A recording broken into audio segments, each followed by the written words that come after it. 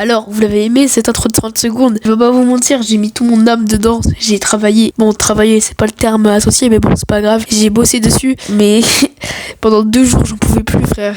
Juste pour 30 secondes. Bref, en tout cas, j'espère que vous allez bien. On se retrouve dans une toute nouvelle vidéo, pas comme les autres à chaque fois. C'est une nouvelle vidéo, c'est le mois de mars. Alors je sais pas si je la sortirai en mars ou en avril, je sais pas. En tout cas, c'est trop chiant. C'est une vidéo qui est dure à travailler parce que j'ai en même temps les cours et tout ça. Bref, vous avez capté le délire. Vous avez compris de qui je vais parler dans la description, dans le titre et tout ça. Donc voilà, on va parler de Maradona, une légende de l'Argentine. Avant de commencer, n'hésitez pas à vous abonner, à liker et à activer la cloche. N'hésitez pas à commenter, ce serait un truc incroyable. Je sais pas si au moment où je poste cette vidéo, on aura atteint les 200 abonnés.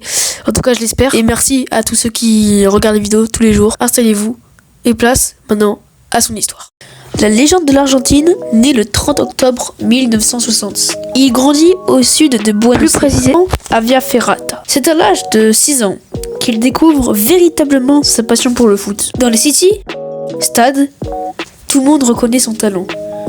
Il sera donc vite repéré par un scout qui va l'emmener dans son premier club non professionnel, l'équipe de Cebolitas, le centre de formation des jeunes talentueux argentins. À l'âge de 10 ans, donc en 1970, il fait sa première apparition sur Clarín, le journal argentin. À l'intérieur, les journalistes le décrivent comme talentueux, splendide pour son âge. Ah, je sais que vous êtes en train de me dire, qu'est-ce qu'il me raconte? Quand commence la carrière réelle de Maradona? Attendez un peu, je vais y venir. Malgré la dictature à la fin des années 1970 du général Videla, Maradona était insurgent sur le terrain et conquis les supporters. Le 20 octobre 1975, il dispute son premier match professionnel contre l'équipe d'Atlético Talleres, porté par l'entraîneur Carlos Cordoba. Diego lance véritablement sa carrière grâce à ce match. Ses gestes techniques, son endurance, tout le stade est affolé du jeune argentin. Il mettrait même un petit pont à Juan Cabrera, la légende espagnole.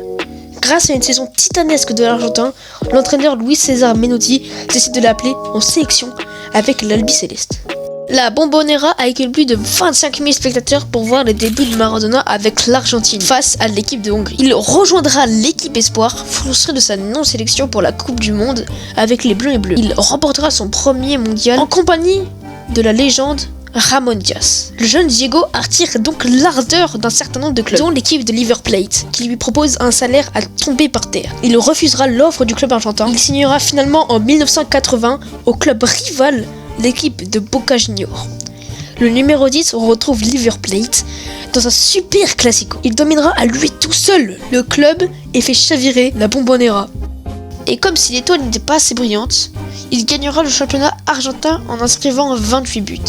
Au bout de 2 saisons jouées avec les Bleus et Or de Buenos Aires. Un énorme club pointera le bout de son nez à l'été 1982 et dépensera 1200 millions de pesetas, soit 7 millions de dollars. Un record pour l'époque. Il signera sans surprise chez les Catalans le 4 juin 1982. Alors, Maradona au Barça, ça donne quoi? Un an après sa signature, il remportera la Coupe du Roi face au Real Madrid. Il marquera au final 47 buts en 75 matchs joués. Et même une bagarre en finale d'une autre Coupe du Roi. Parce que, comme on peut le voir dans la vidéo, il met des high kicks à tout le monde. C'est dinguerie, genre j'ai jamais vu ça.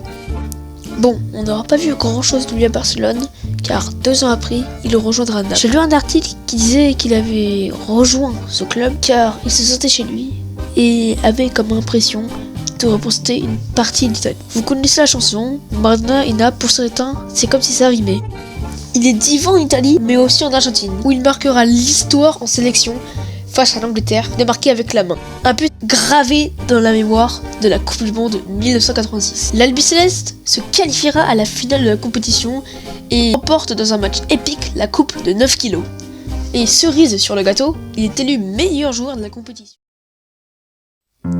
Pourtant, au-delà de sa merveilleuse saison avec le Napoli, Maradona plonge peu à peu dans le scandale. Accusé de diverses choses, il sera testé positif à la cocaïne. Les ailes du divin tombent. Contraint à 15 mois de suspension et de quitter le club italien. En 1992, il fera un passage éclair à Séville ainsi qu'au Newell's Old Boys. Il terminera finalement à Boca Juniors, acclamé par le public.